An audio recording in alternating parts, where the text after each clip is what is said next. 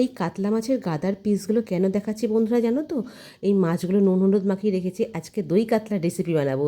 তা কীভাবে বানাবো চলো দেখাই। এখানে দেখো রসুনের কোয়া নিয়েছি, আদা নিয়েছি, পেঁয়াজ কুচি নিয়েছি, কাঁচা লঙ্কা নিয়েছি, ফোড়নের জন্য নিয়েছি তেজপাতা, গোটা জিরে, আর তার সাথে দারচিনি, এলাচ, লবঙ্গ। এই কটা জিনিস আমার ফোড়নে যাবে, ঠিক আছে?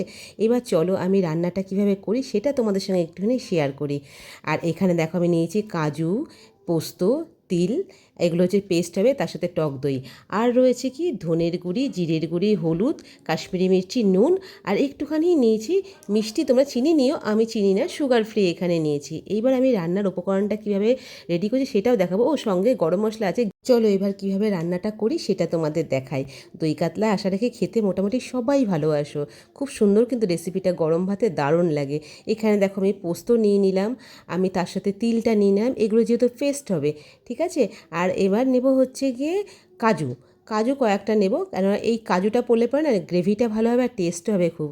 আর এখানে দেখো প্যানে আমি তেল গরম করে নিয়েছি, কাতলা মাছের পিসগুলো আমি এখানে সুন্দর করে ভেজে নেব। এখানে মাছ ভাজাটা এমনভাবে করতে হবে, খুব যে কড়া ভাজা হবে তা না, আবার একদম যে ভাজা ভাজা হবে না তাও না, মিডিয়াম ধরনের ভাজাটা হবে। ভাজাটা একটু বুঝে শুনে করতে হবে। এই দেখো আমি হালকা ভাজাটা রেখেছি, মাছটা যাতে ভিতর দিকে সুসিদ্ধ থাকে, আবার সেখানে কড়া ভাবটা যেন না আসে। এইবার সেই তেলের মধ্যেই আমি ফোড়নগুলো দিয়ে দিলাম, তেজপাতা, গোটা জিরে, এলাচ, দারচিনি, লবঙ্গ। এটা একটু হালকা ভাজা ভাজা করে নেবো, স্মেলটা যাতে আসে, তখনই মশলাগুলো অ্যাড করবো। আর ওদিকে আমি গরম জল বসিয়ে দিয়েছি, আমি কিন্তু রান্না না গরম জল দিয়ে বেশি করি। আর এখানে দেখো পেঁয়াজ পেস্ট করেছিলাম সেটা দিয়ে দিলাম। এই মধ্যে রয়েছে আদা, কাঁচা লঙ্কা বাটা, পেঁয়াজ। এটাকে সুন্দর যখন ভাজা ভাজা হয়ে গেছিলো না, তখন ধনের গুঁড়ি, জিরের গুঁড়ি, কাশ্মীরি মির্চি, নুন, হলুদ আর একটুখানি মিষ্টি দিয়েছিলাম, ওই যে সুগার ফ্রি মিষ্টি দিয়েছিলাম। সেটা আমি না ভিডিও তুলতে ভুলে গেছি, তা তোমাদের আমি মুখে বলে দিলাম। এবার মশলাগুলো যখন সুন্দর করে কষানো হয়ে গেছিলো, তারপরে আমি টক দইটা অ্যাড করেছিলাম। টক দইটা আমি বাটিতে চামচি দিয়ে আগে ফেটিয়ে নিয়েছিলাম। তারপরে টক দইটাও যখন সুন্দর মিশে গেছে, দেখো একদম মশলা পুরো মিশে গেছে। এবার এই মশলার মধ্যে আমি একটু গরম মশলা অ্যাড করে দেবো, সেটাকে একটুখানি হালকা কষিয়ে নিয়ে তারপরে ওই যে পোস্ত, তিল আর কাজু বাদাম বাটা ছিল সেই পেস্টটা আমি দিয়ে দেবো। এটাকেও হালকা নাড়ানাড়ি করবো, বেশি ভাজা করবো না কিন্তু, তাহলে হচ্ছে পোস্তর যে স্মেলটা না সেটা চলে যাবে। শুধু মশলার সাথে সুন্দর করে এটাকে মাখিয়ে নেব। মাখিয়ে নেওয়ার পরে যখন তোমার মনে হবে যে না একদম মশলাটা পুরো মিশে গেছে, তখন আমি এর মধ্যে গরম জল অ্যাড করবো। ওই যে বলেছিলাম আগে আমি গরম জলটা রেখে দিয়েছিলাম সিম করে। আমি রান্নাতে গরম জলটা দিই কেন, সুসিদ্ধ হয় তরকারি, খুব তাড়াতাড়ি হয়ে যায়।